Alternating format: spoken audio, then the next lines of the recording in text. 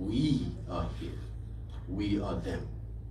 So really, we're just performing formalities here, which are good formalities, necessary, but understand that the guidance, the power, the love, we're asking for them to, thank you, to give us, we carry in us already.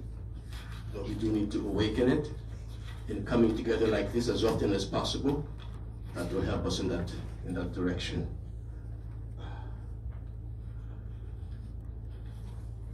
To the north, to the south,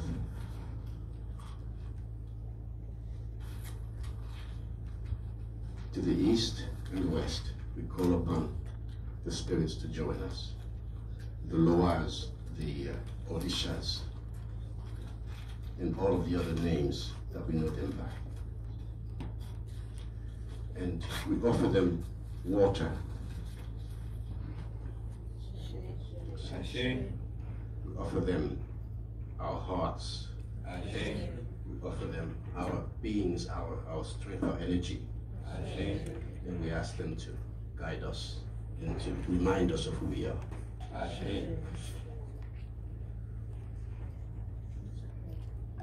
We give thanks and praise to the Creator of all creation, the one who is and whose representative we are, the one who shrouded itself in the deepest black that we can think of. We give thanks and praise.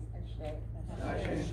We give thanks to the Creator, Mother, Father, Source, who created all the planets. Ashe. And who set all the laws to govern all things. Ashe. We pour libation in thanksgiving to the very first of our ancestors, those ones who were selected to people the earth. We pour libation to them. Ashe. We pour we pour libation to all the generations that have come out of them to this time. Ashe. We pour libation to the Orishas who watches over our nation, and call upon them to guide us and to give us instruction on how to maneuver ourselves in these troubled times. Ashe. We pour libation to those who are in the order of future, watching the events of our age, making a decision whether to come or not. We pray that they will choose to come and be among us and fight whatever, complete whatever we've left undone. Ashe.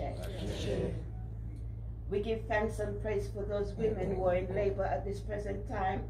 May the strength of our ancestors be with them, that the children come forth safely. Ashe.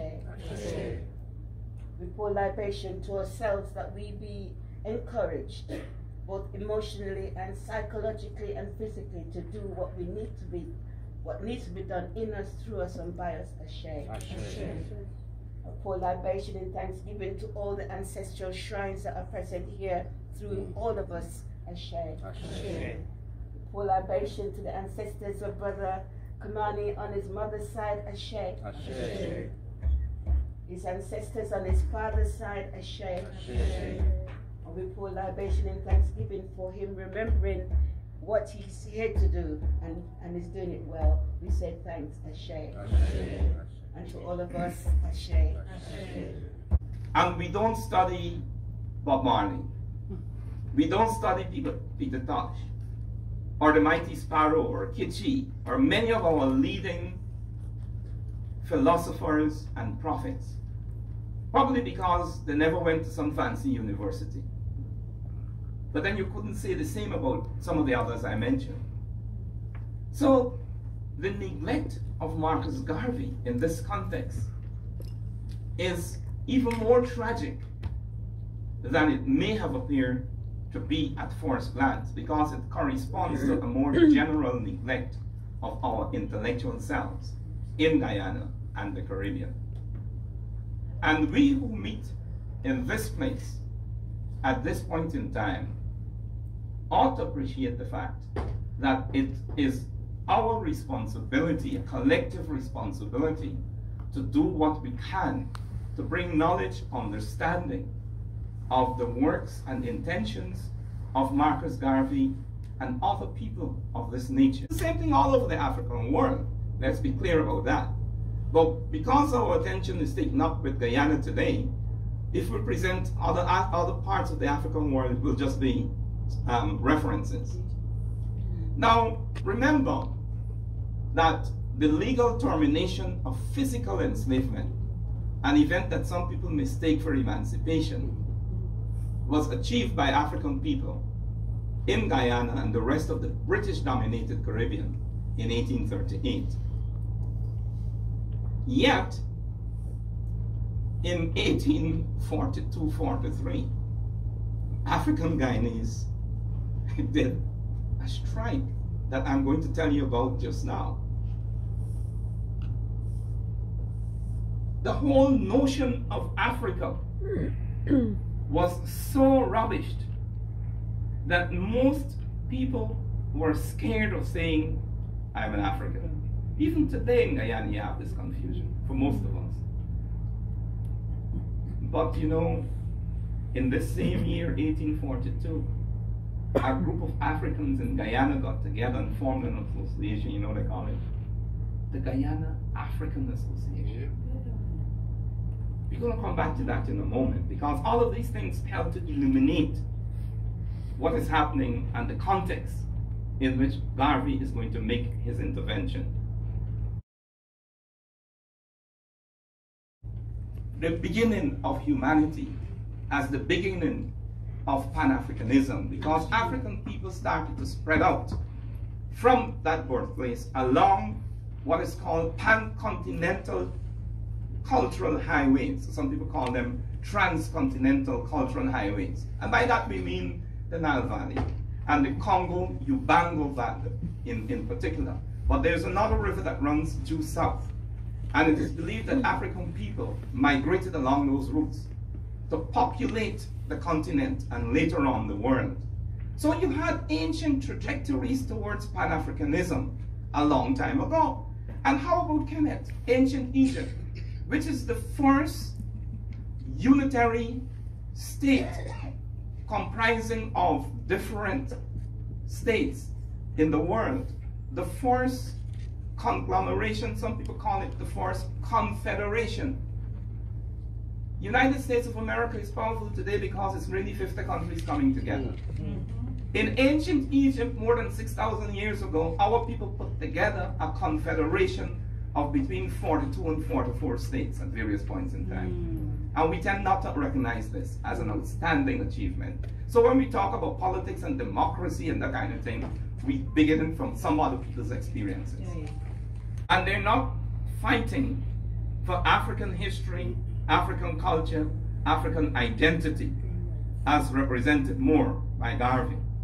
Okay? So, you know, you have that kind of thing happening. The Portuguese in Guyana were deliberately promoted to middle-class status while African people were held down. And this is part of the reason for the rebellions I mentioned just now in 1856 and again in 1889. Immediately after 1889, there's going to be a shift in Portuguese consciousness because they understood that it was in their economic and therefore political interest to desert the white people who had sponsored them. See, in Guyana, Portuguese weren't really white, you see.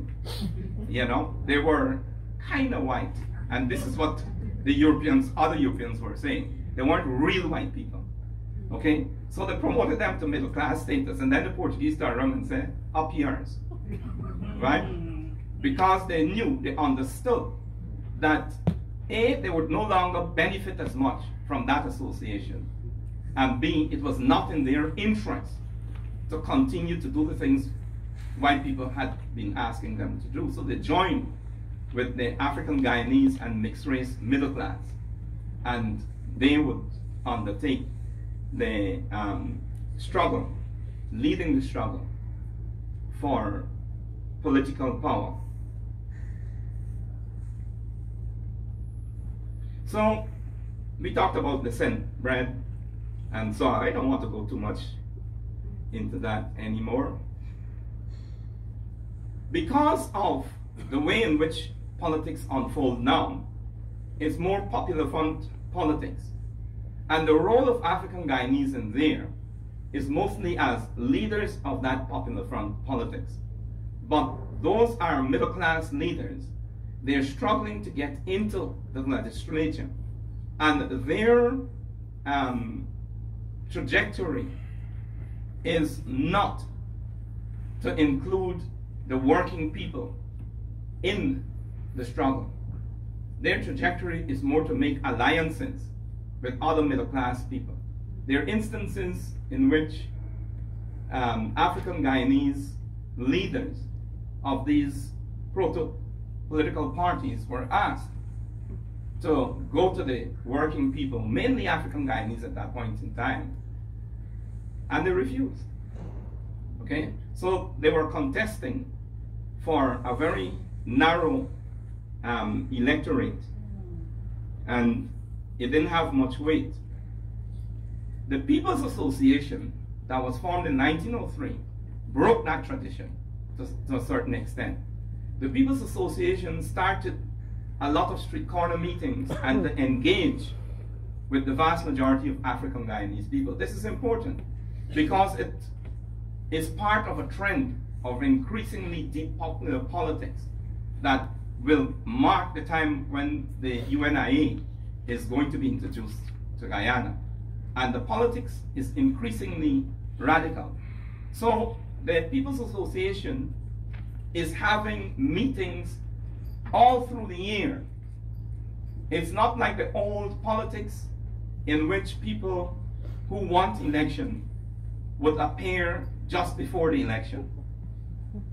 They made themselves available for questioning to people. But they were hamstrung, they were party long before their time, because the vast majority of Guyanese people didn't have the vote.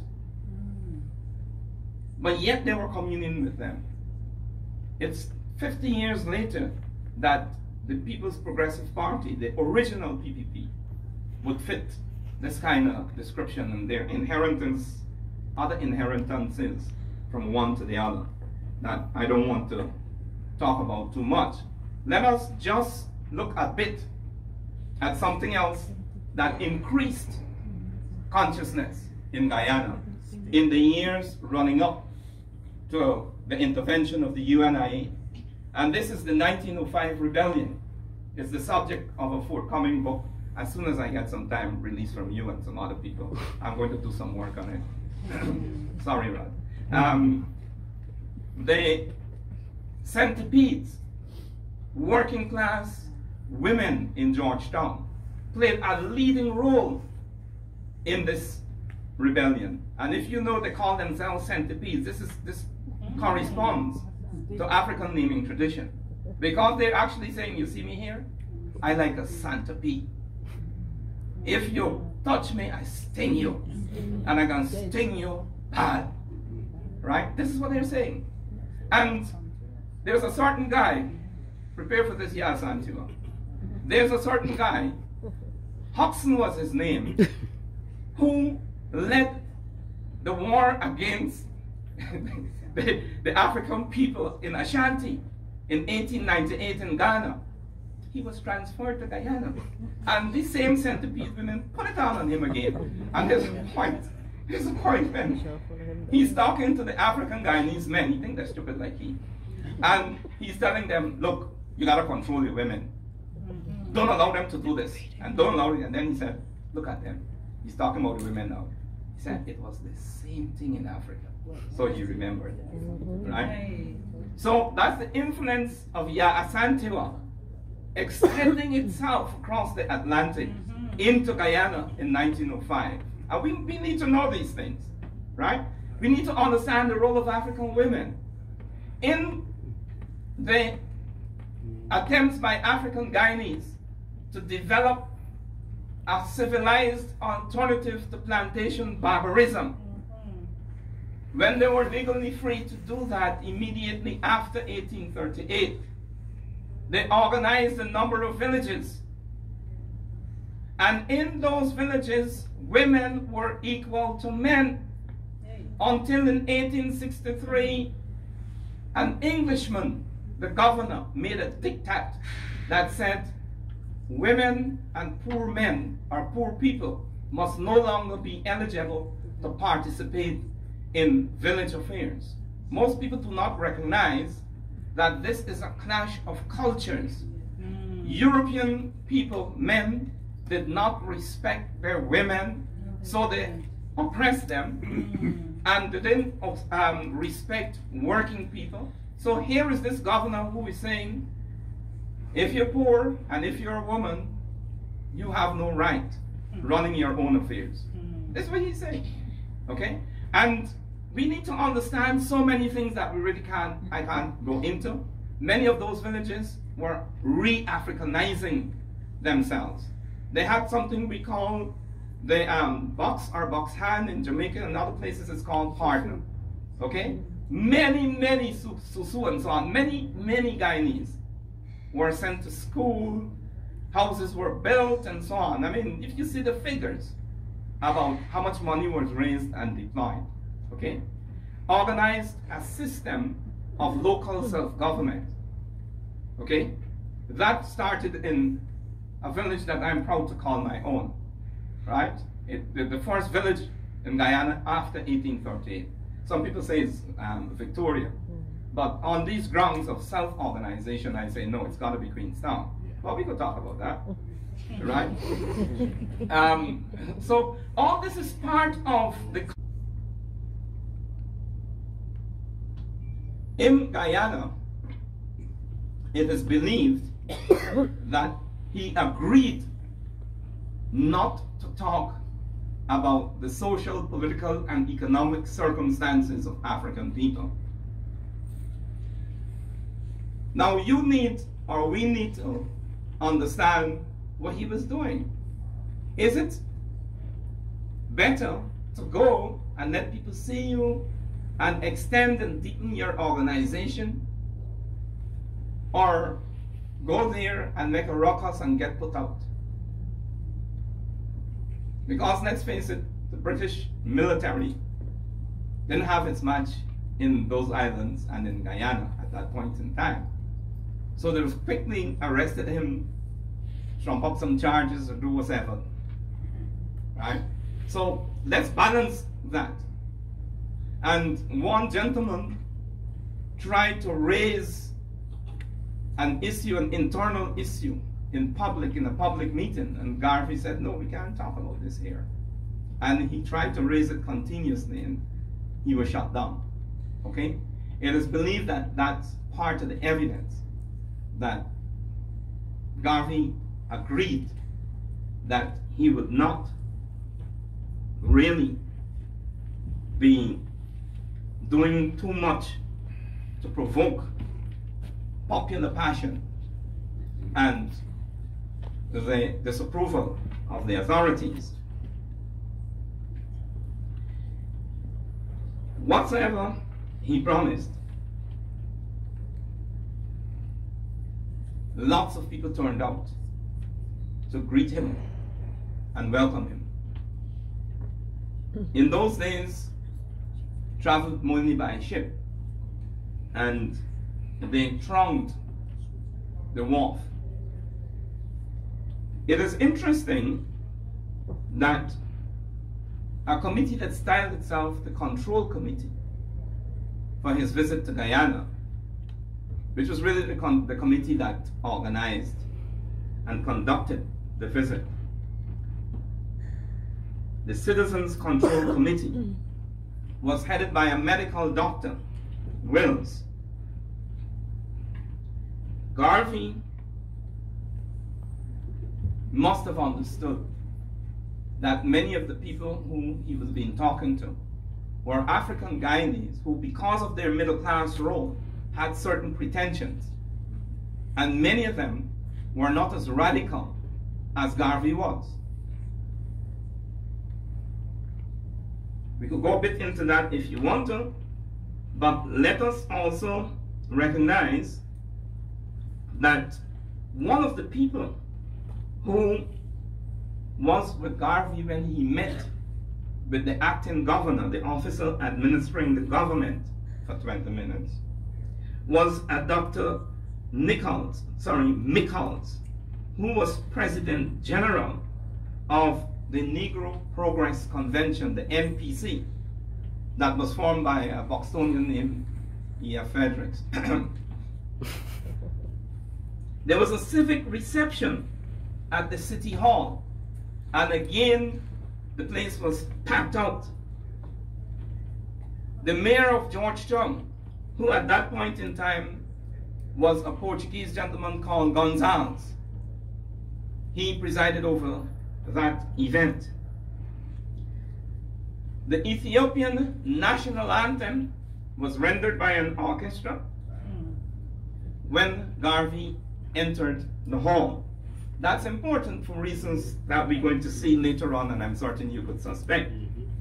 On the second evening, that's Friday the 22nd, they had a big meeting at a place called Providence Congregational Church. This is in Charlestown in Guiana. Providence Congregational Church has a certain history of radicalism attached to it, because some of the early congregational ministers were very, very radical for Guyana at that point in time.